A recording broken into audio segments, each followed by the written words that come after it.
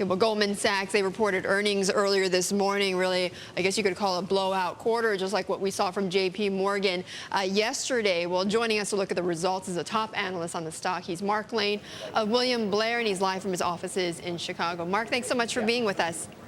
Good morning, Betty. Okay, so pretty good numbers coming out from Goldman, as many were expecting, and yet that stock is down right now, as I'm looking at it in the pre-market, about 3%. What's going on here?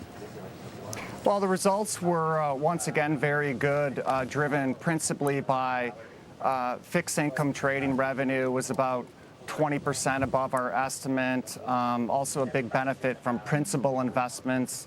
And then they finally started to lower their compensation accruals, given that we're expecting over 100% revenue growth this year. So it was a combination of those three factors that drove the upside, about $1 above consensus estimates. Yes, expectations were high coming into the quarter. The stock was up yesterday on the heels of JP Morgan's strong results, which were completely driven by investment banking and the trading business. So to see maybe a little bit of sell-off is not a big surprise, but I think the momentum is still there, and we think that they can still beat earnings going forward.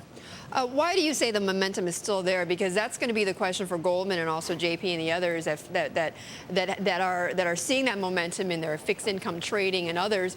I mean, how sure are you that that momentum will continue? Well, things are going to change. I think there's going to be a transition with the dislocation in the market. Trading has really been the big driver, and I think that trading will continue to be strong the next few quarters, although it will be down. But other businesses will start to pick up significantly. For instance, the investment banking backlog, management cited, was up significantly during the quarter. That's the first time we've seen an increase in the backlog since the downturn started.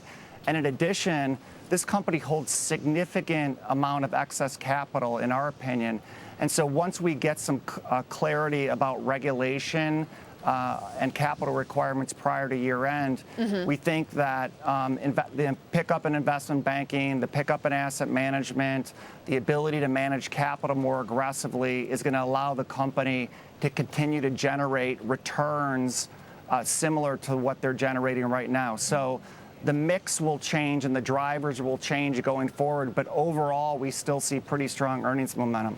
Okay, I want to just tackle compensation, Mark, in the time that we have, because Goldman set aside 43% of revenue for compensation in the third quarter, more in the first 9 months than last year set aside for compensation. Is that a hamper for its? Is that going to hamper its stock growth at all? Now, I think that in the first half, they accrued comp at 49% of net revenue. They took that down a little bit in the third quarter, so now in the first 9 months, they're at 47%. We think for the year that the comp accruals could be in the low 40s.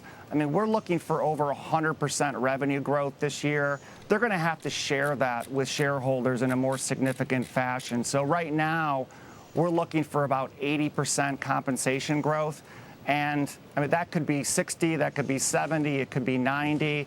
It's really at management's discretion as to how much they need to pay their employees to keep them motivated.